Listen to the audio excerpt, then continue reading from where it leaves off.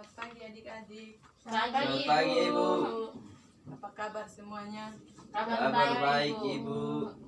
Oke, sebelum kita mulai pelajaran kita hari ini, Ibu minta kesediaan salah satu dari adik-adik untuk memimpin kita dalam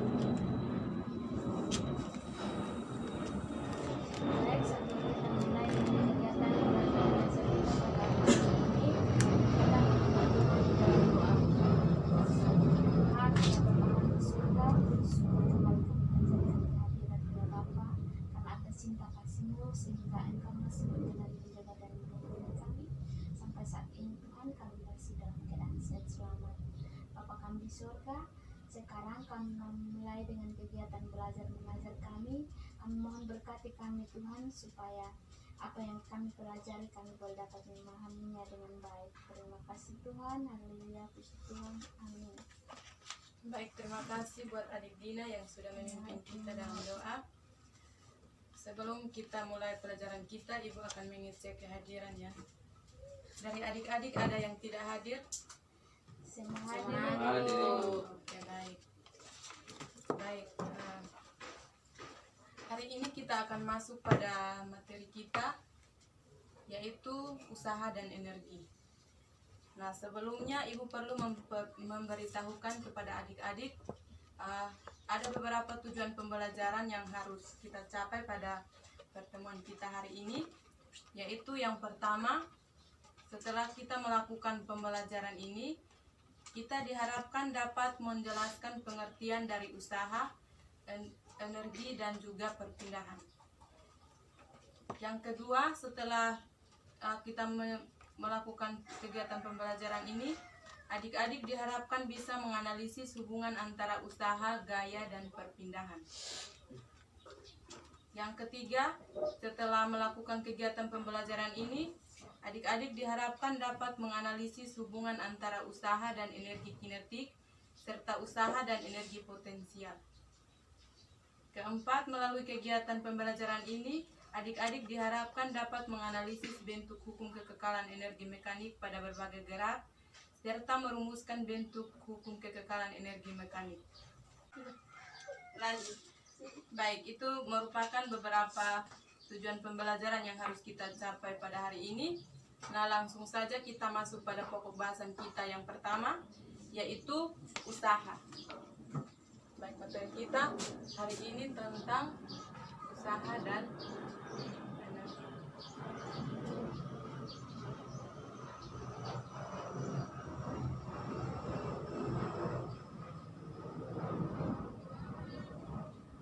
Oke, yang pertama usaha. Nah, dari adik-adik, apa yang adik-adik ketahui tentang usaha? Oke, baik. Jadi, usaha merupakan besarnya gaya yang bekerja pada suatu benda yang menyebabkan benda tersebut berpindah. Nah, usaha biasa disimbolkan dengan W besar. Nah, adik-adik ada yang bisa sebutkan salah satu contoh usaha dalam kehidupan sehari-hari? Oke. Nah, yang sudah dijawab oleh adik-adik benar, termasuk kegiatan melakukan usaha dalam kehidupan sehari-hari, termasuk adik-adik belajar. Contohnya adik-adik giat belajar, berarti adik-adik sedang berusaha. Nah, rumus yang biasa digunakan untuk menghitung besar usaha yaitu W sama dengan F dikali dengan S, di mana W adalah besar usaha, satuannya joule, F gaya, satuannya Newton, dan S perpindahan.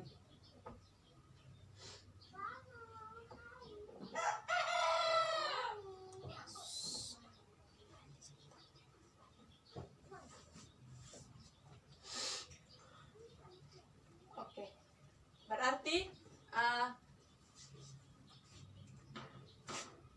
ketika kita melakukan sesuatu atau ketika kita memberikan gaya pada suatu benda, maka itu dikatakan kita melakukan usaha. Tetapi tidak semua kegiatan yang kita lakukan itu bisa dikatakan melakukan usaha. Karena syarat-syarat suatu usaha, yaitu syarat-syarat usaha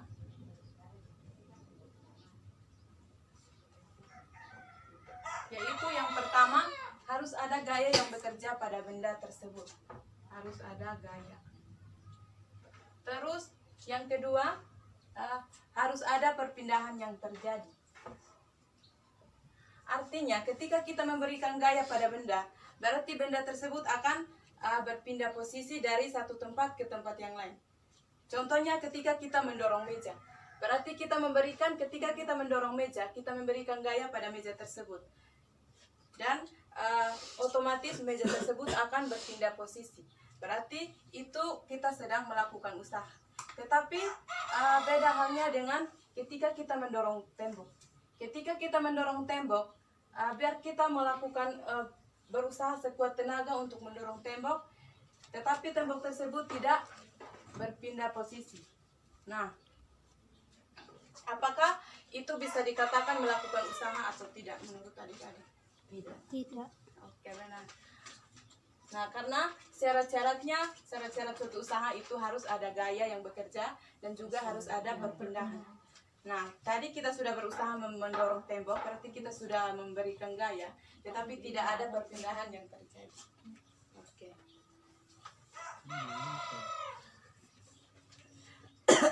Nah, rumus W sama dengan F kali S, hanya berlaku pada gaya yang sejajar dengan arah perpindahan benda. Contohnya ini penghapus. Ini penghapus. Kita memberikan gaya dan penghapus tersebut berpindah posisi. Berpindah posisi sejauh S. Ini posisi 1, posisi 2. Ini kita bisa dapat menghitung besar usaha menggunakan rumus ini. Berarti rumus ini hanya berlaku untuk gaya yang sejajar dengan arah perpindahan benda. Nah, bagaimana dengan gaya yang diberikan membentuk sebuah sudut?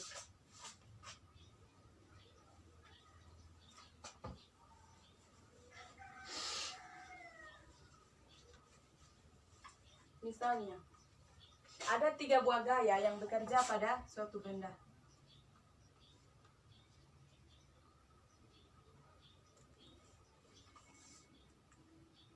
Katakanlah ini F1.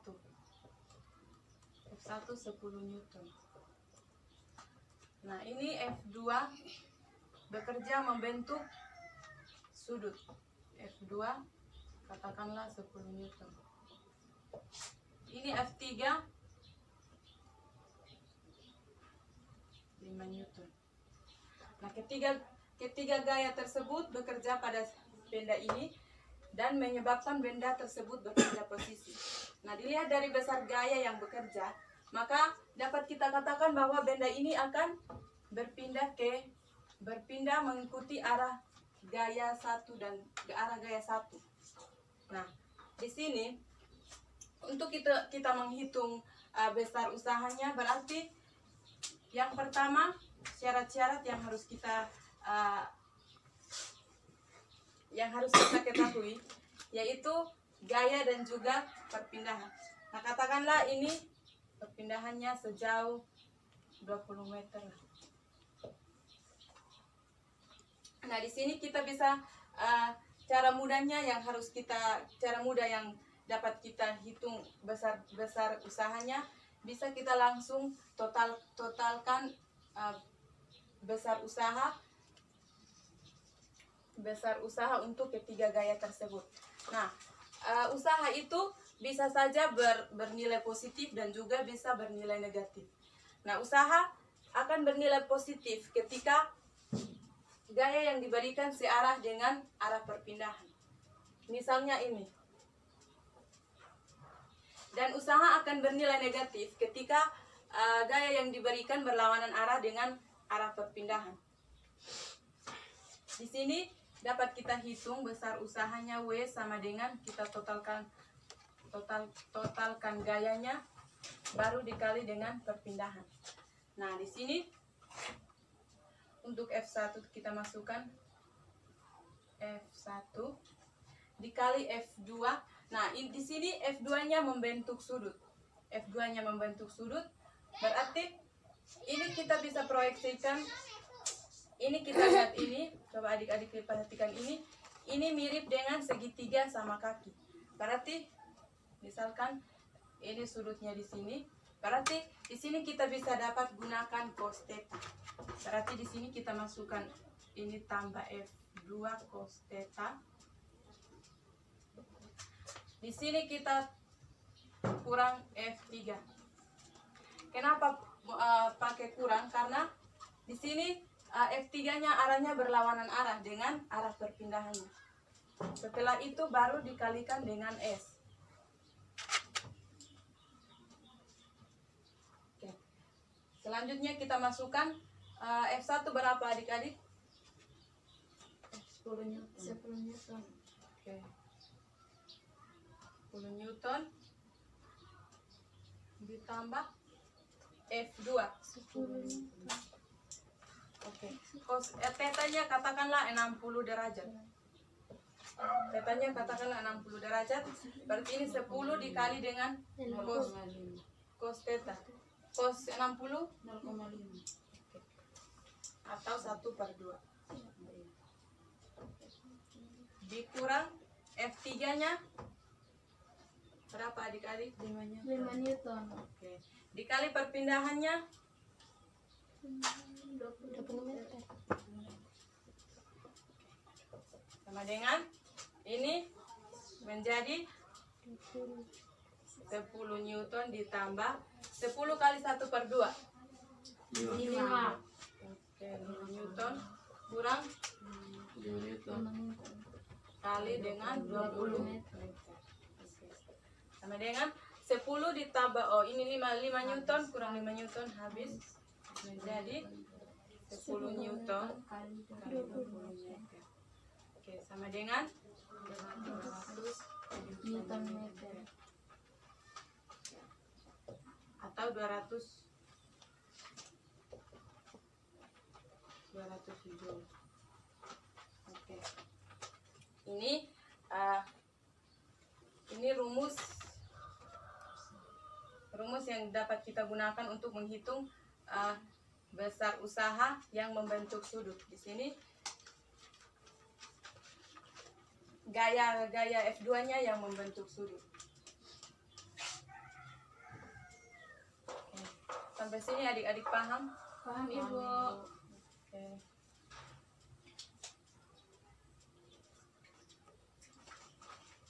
Baik. Selanjutnya kita katakanlah tadi contoh pertama. Sekarang kita contoh kedua, gerak benda pada bidang miring. Usaha menghitung usaha benda pada bidang miring. Contoh.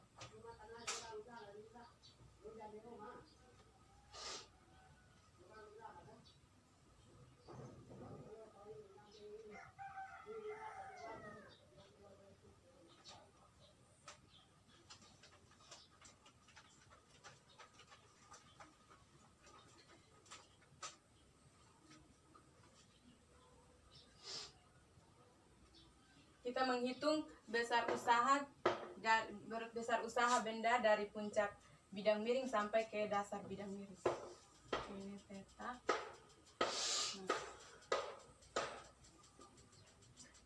Ini katakanlah ini 6 meter, ini 8 meter. Berarti jika kita menggunakan dalil Pythagoras, kalau ini 6, ini 8, berarti ini 10 meter. Nah, ini 10 meter ini panjang perpindahan dari benda tersebut. Nah, sebelumnya kita harus tahu total gaya yang bekerja pada benda. Yang pertama, di sini ada gaya berat, kecil. Ada gaya berat.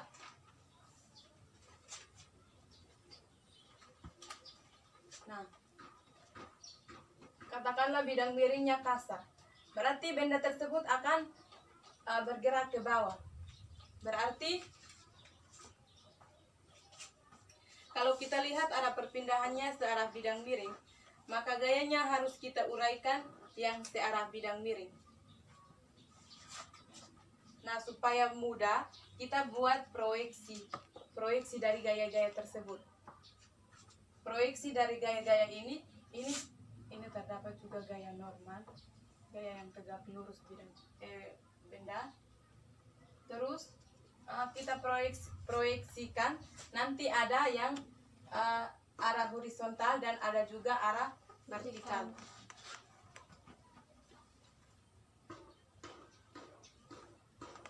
Nah, kita buat sumbu kartesiannya, yaitu ada sumbu Y dan juga ada sumbu X.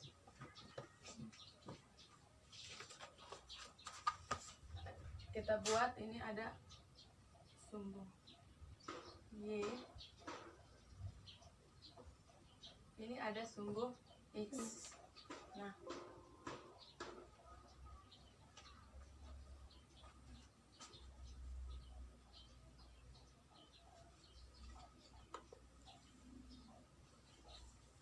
sumbu Y, sumbu X searah dengan bidang miring. Nah, gaya berat yang harus kita proyeksikan ke arah bidang miring berarti ada W. Proyeksikan terhadap ini berarti katakanlah ini WX, ini WY. Nah, karena tadi Ibu sudah katakan bahwa bidang miringnya kasar, berarti jika benda bergerak ke bawah, maka di situ otomatis ada gaya gesek. Nah, gaya gesek itu selalu berlawanan arah dengan arah gerak benda. Di sini katakanlah ini gaya geseknya, Ibu tulis F ges.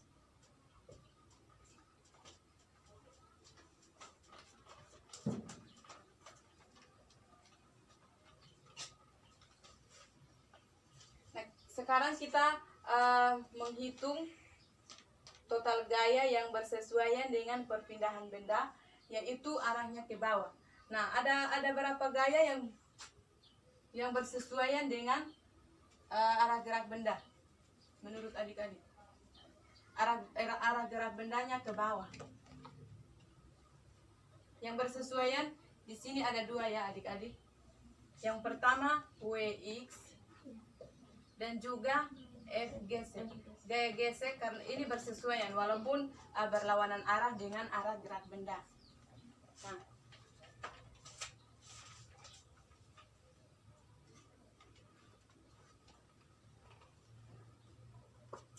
di sini dapat kita hitung WX-nya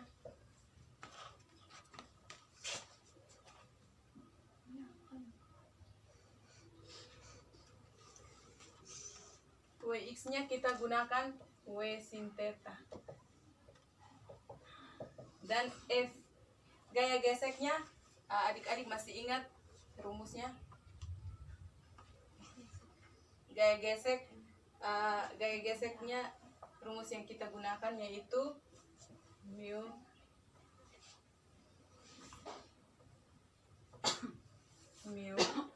dikali dengan gaya normal. Nah, ini karena bendanya bergerak berarti mu k. Oke. Nah, tadi di sini belum diketahui mu-nya. Sini katakanlah mu-nya sama dengan 0,2. Mu-nya 0,2. Berarti F geseknya menjadi mu k dikali gaya normal ini bersesuaian dengan WY.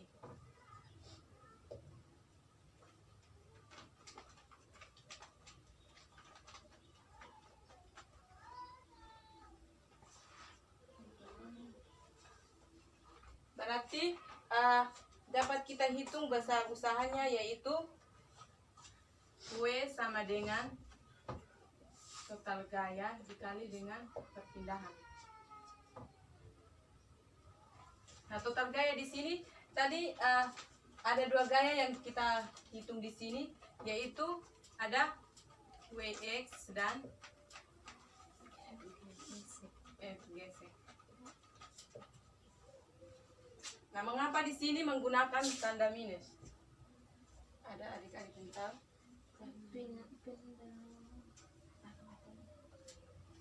Oke, di sini menggunakan tanda minus karena arah gaya geseknya berlawanan arah dengan arah gerak benda. Arah gerak bendanya ke bawah, berarti arah gaya geseknya ke atas berlawanan arah. Oke, di sini dikali dengan perpindahan.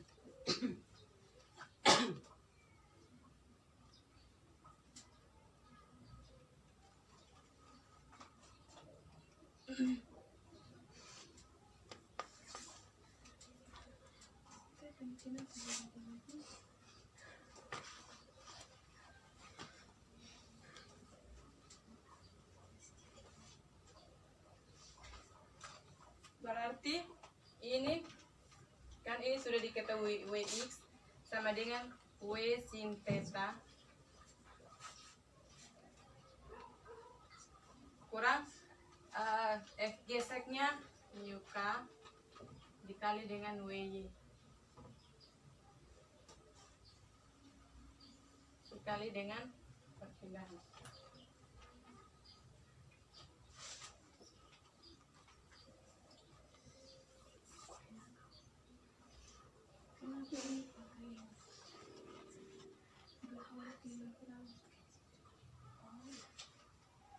Nah, di sini W di sini yang dimaksud yaitu gaya berat. Katakanlah massa benda di sini adalah massa bendanya katakanlah 5 kg. Nah, W yang dimaksud di sini adalah gaya berat.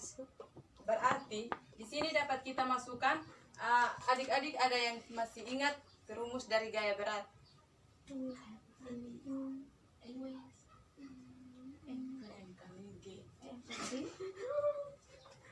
Jadi rumus dari gaya berat yaitu M kali G.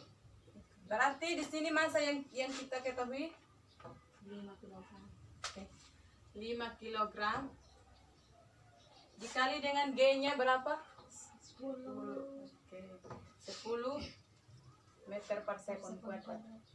Nah, di sini yang belum diketahui adalah tetanya. Nah, di sini dapat kita hitung. Adik-adik mungkin pernah dengar istilah sindemir dan kosamir. Iya. Berarti sin itu depan per miring.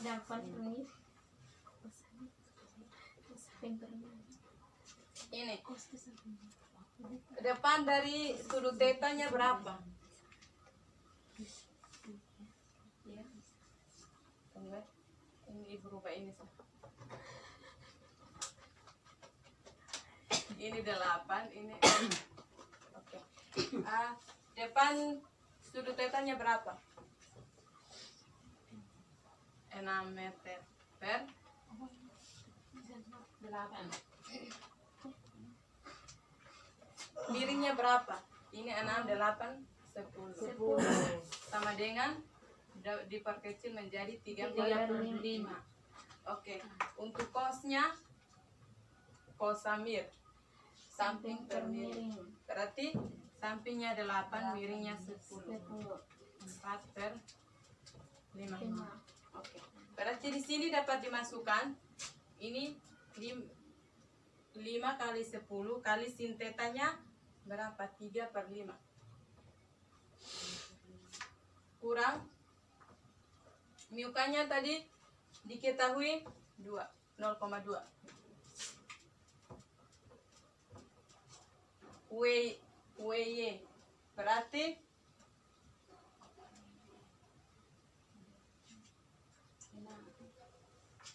sama massa W kan rumus berat, jadi W sama dengan M kali G.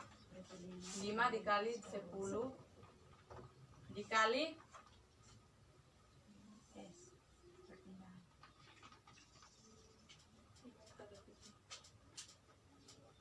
cos tetanya berapa?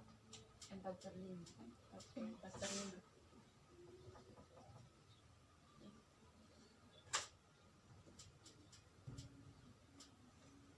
Dikali 4/5 dikali dengan perpindahannya 10. Oke, 5 kali 10 50. 50 dibagi 5 10. 10 kali 3 30. kurang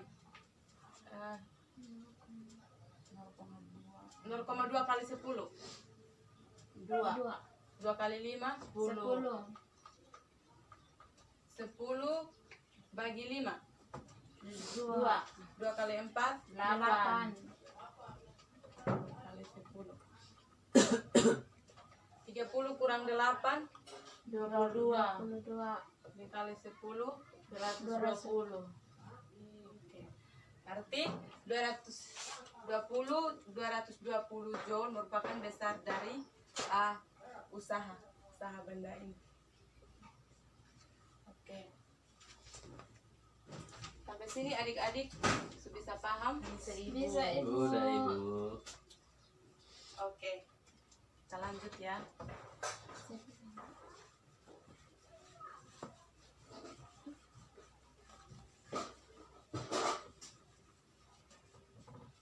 Kita lanjut pada submateri kita yang kedua, yaitu energi.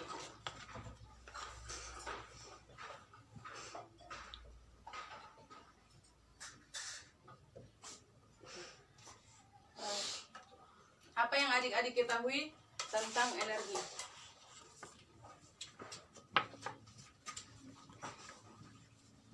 Kemampuan untuk melakukan usaha. Oke, benar sekali. Tepuk tangan dulu. Oke, energi merupakan kemampuan untuk melakukan usaha. Di sini ada beberapa jenis energi, yaitu yang pertama ada energi kinetik.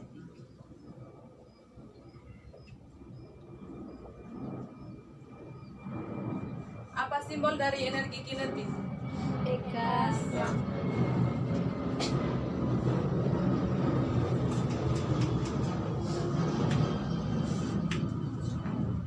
Secara matematis, energi kinetik dapat dirumuskan dengan ada adik-adik. V kuadrat. Nah, di sini E-nya apa? Energi kinetik. Oke, M, Massa. V. Kecepatan. Nah, berarti ya benar. Berarti di sini ada kecepatan, berarti ini berhubungan dengan benda yang bergerak.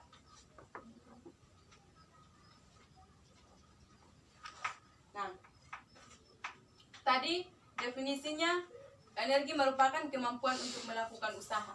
Berarti energi ada hubungannya dengan usahanya. Nah, di sini hubungan usaha dan energi kinetik.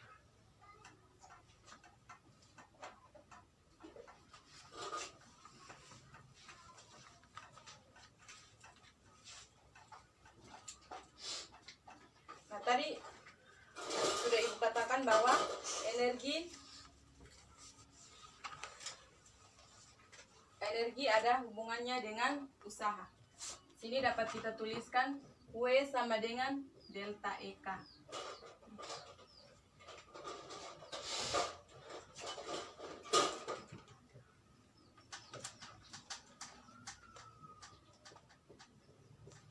Delta itu simbol dari Perubahan.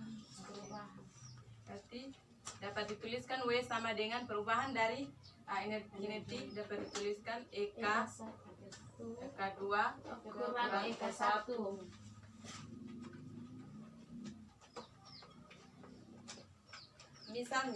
Misalnya ini sebuah bola. bola ini memiliki kecepatan mula-mula yaitu V1. Nah, ini bola ini masih diam. Setelah itu, misalnya kita ada bermain bola nih. Ya, Ibu. Misalnya kita tendang, adik-adik tendang bola, berarti bola akan Berpindah tempat. bergerak, berpindah tempat. Nah, bola ini akan berpindah tempat dengan kecepatan tertentu. Katakanlah V2.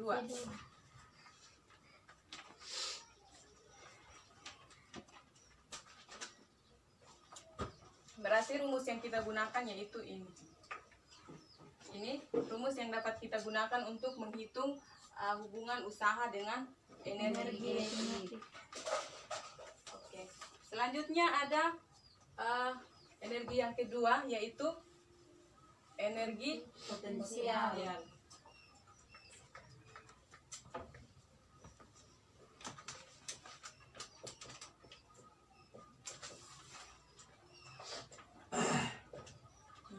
Energi potensialnya biasa disimbolkan dengan EP.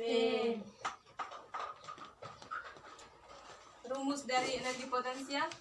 EP sama dengan M kali G kali H. Benar sekali. EP simbol dari Energi potensial. M, Massa. G, Gravitasi. A. Ketinggian. Oke. Berarti energi potensial ini berbicara mengenai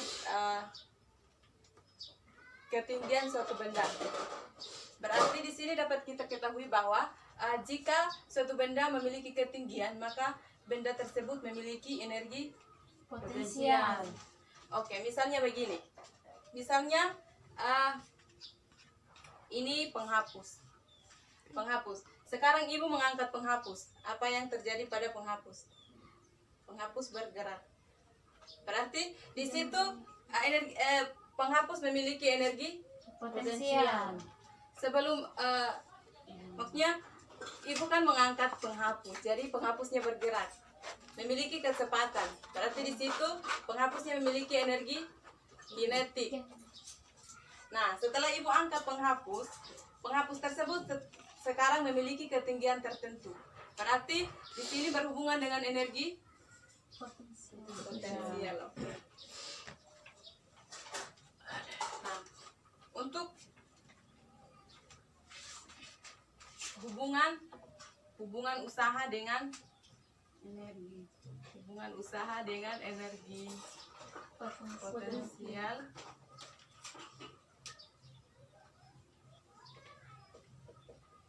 Berarti seperti tadi energi kinetiknya ini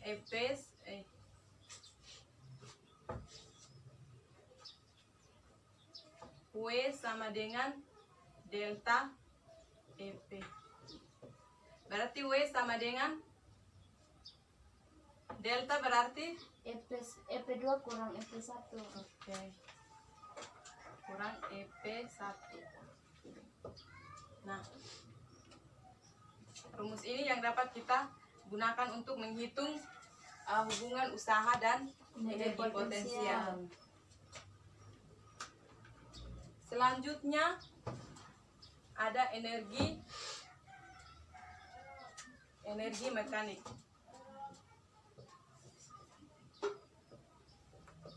Atau biasa disimbolkan dengan EM. Oke. Nah, energi mekanik merupakan total dari energi total, yaitu total dari energi potensial dan energi kinetik. Berarti energi mekanik dapat dituliskan EM sama dengan total dari energi Tambah EP. Berarti di sini dapat dituliskan EM sama dengan EK-nya, rumus dari EK 1/2 kuadrat. Oke. Tambah rumus dari EP. MGH M kali G kali H. Oke. Nah, ini dapat kita gunakan untuk menghitung besar energi mekanik.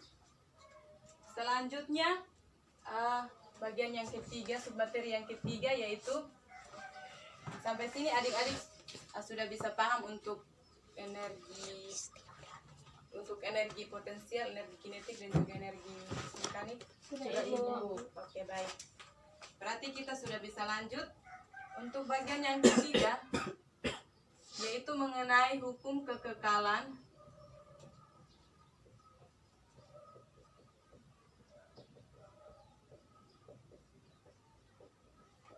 Hukum kekekalan energi mekanik. Adik-adik masih ingat apa bunyi hukum kekekalan energi mekanik? Tidak, Ibu. Yang lain? Tidak, Ibu. Oke. Nah, bunyi dari hukum kekekalan energi mekanik yaitu energi tidak dapat diciptakan atau dimusnahkan, tetapi energi hanya bisa dapat dirubah dari satu bentuk ke bentuk yang lain. Misalnya seperti yang tadi Ibu kasih contoh pada penghapus.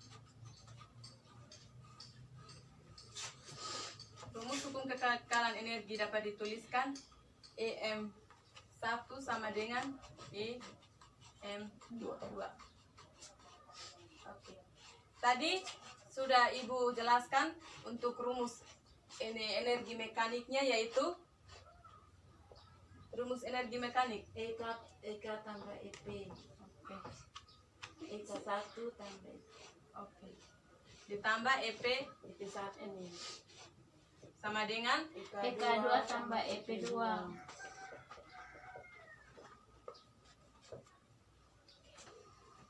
Nah, rumus energi kinetik 1/2 MC 1 1/2 kuadrat. MP1 kuadrat ditambah rumus energi potensial M kali G kali H1 sama dengan 1/2 MV 1/2 MV kuadrat MV 2 Dua kuadrat kuadrat ditambah ditambah M M kali G kali H2. H2. di sini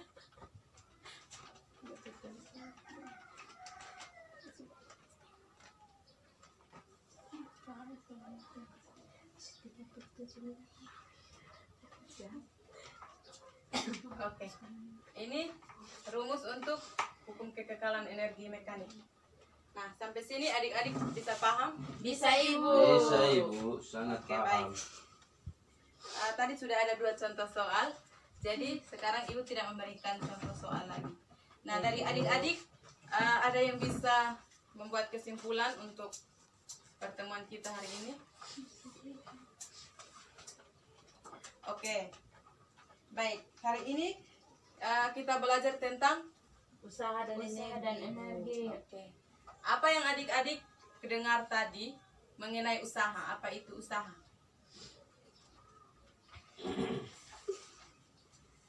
Usaha merupakan besar gaya yang digunakan, besar gaya yang bekerja pada suatu benda yang menyebabkan benda tersebut dapat berpindah.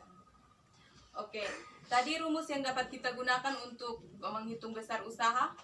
B sama dengan F kali S. Nah, itu berlaku untuk gaya yang Bidang dua. sejajar dengan arah perpindahan. Pindahan. Nah, bagaimana dengan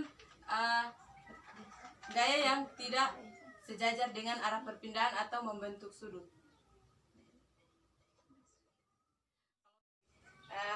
Adik-adik ada yang bisa menyimpulkan materi kita hari ini? Tidak Ibu. Oke. Hari ini kita belajar tentang Usaha Dan energi. adik-adik ada yang masih ingat tadi Ibu sudah mendefinisikan pengertian dari usaha. Adik-adik ada yang masih ingat?